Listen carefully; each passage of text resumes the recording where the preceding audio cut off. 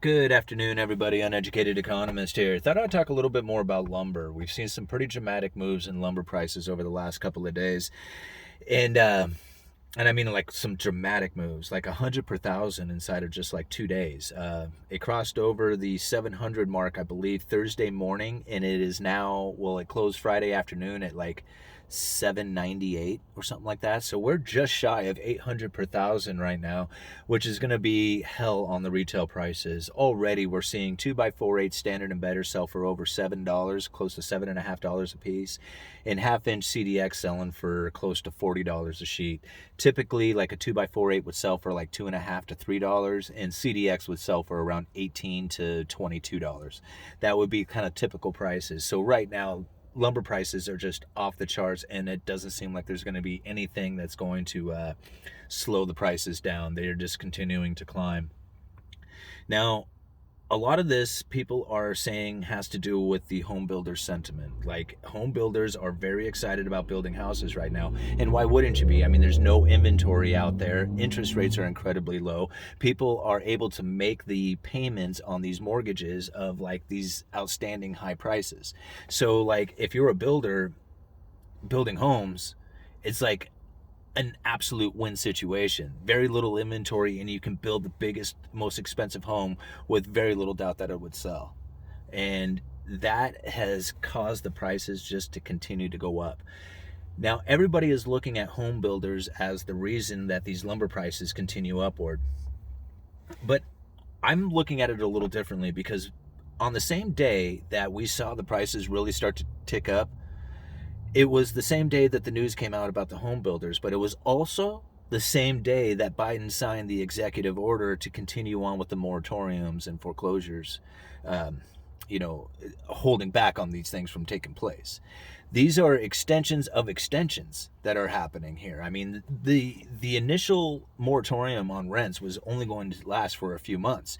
Then they extended it, and they extended it again, and they're going to extend it yet again. And it's going to go all the way out to March 31st. That will be an entire year of moratoriums, or close to an entire year of moratoriums.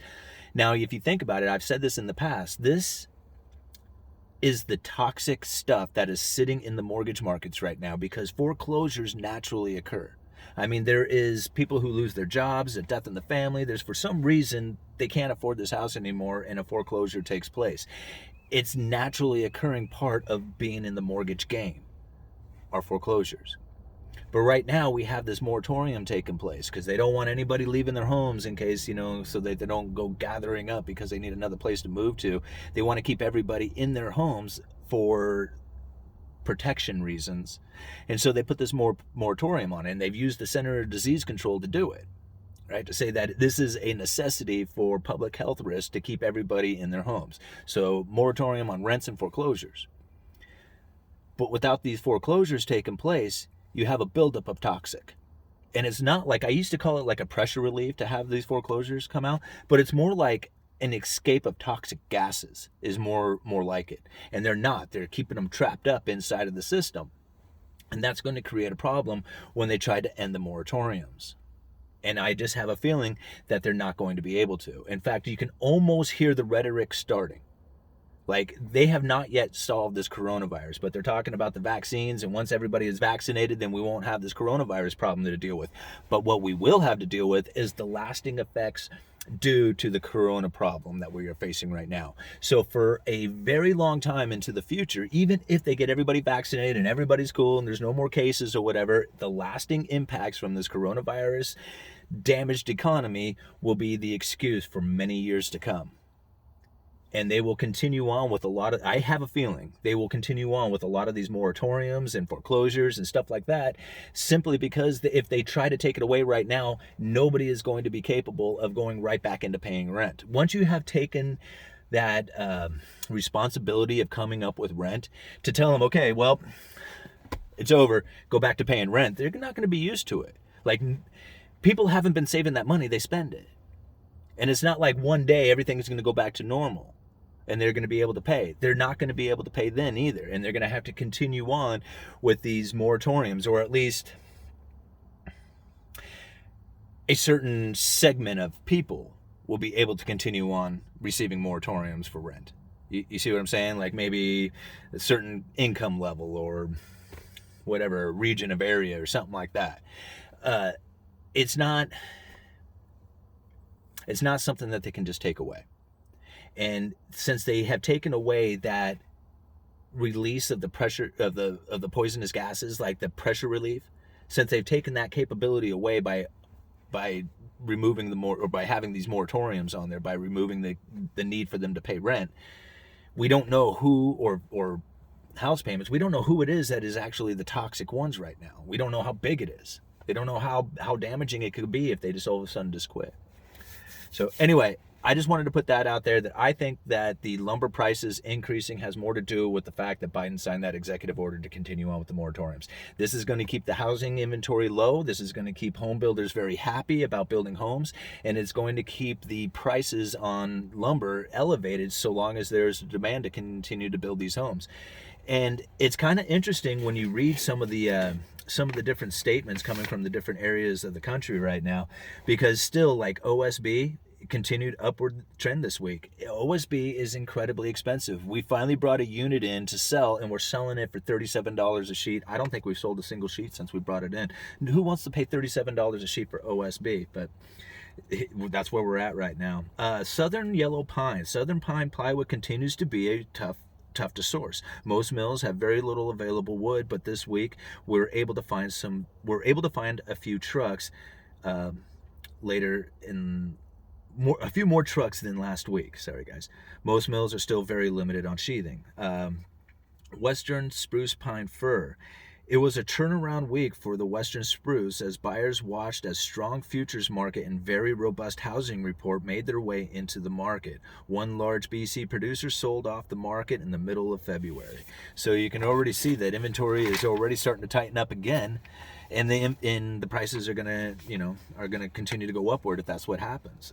Eastern spruce pine fir, Eastern SPF started the week off quietly and prices gave ground quickly. So it sounds like over in the eastern side, the prices dropped quite a little bit. Activity on Thursday morning occurred after the housing market report, and action in the lumber futures sent March up limit $48. So that's what I was talking about on Thursday. We saw a $48 up limit in the futures, and then the next day on Friday we saw it happen again. Southern pine, all zones. Major downside risk concerns still linger with the southern pine market. Due to this, buyers are continuing to exercise caution. The most vulnerable widths to falling prices are 2x6 and 2x8 and 2x10. When it comes to 2x4 and 2x12, some correction in pricing is expected. Those are the more common pieces used, those 2x4 and 2x12. Let's see here. As opposed to like 2x10, I guess is what I mean. Western species of dry. This week started out slow. However, by Wednesday, studs had recovered Friday's downprint and plus some. Producers quickly went off the market early Thursday. So there's a big demand for the Western dry going. Green Doug fir sales increased in momentum this week. Prices at the mill, 2x4, 2x6 began the week at $830 and $850, and by midweek, producers were quoting $850 and $890. So, yeah, prices are heading back up, guys. It doesn't look like there's going to be any kind of relief in the near future. I have a feeling, like I said, I think most of it has to do... a lot of it has to do with the Homebuilders Sentiment. Obviously, they're the ones who are the major buyers of lumber, so if they have, a bad feeling about things, then yeah, you're going to see lumber sales drop off. But I really have a feeling that this has more to do with that executive order that was signed by Biden to continue on with the moratoriums and, holding back on the foreclosures and stuff like that. Once that ends, and if we see the interest rates on mortgages tick up some, I think we're going to find a totally different type of housing market taking place. It's going to be critical. It's critical for the Federal Reserve to maintain a robust mortgage market.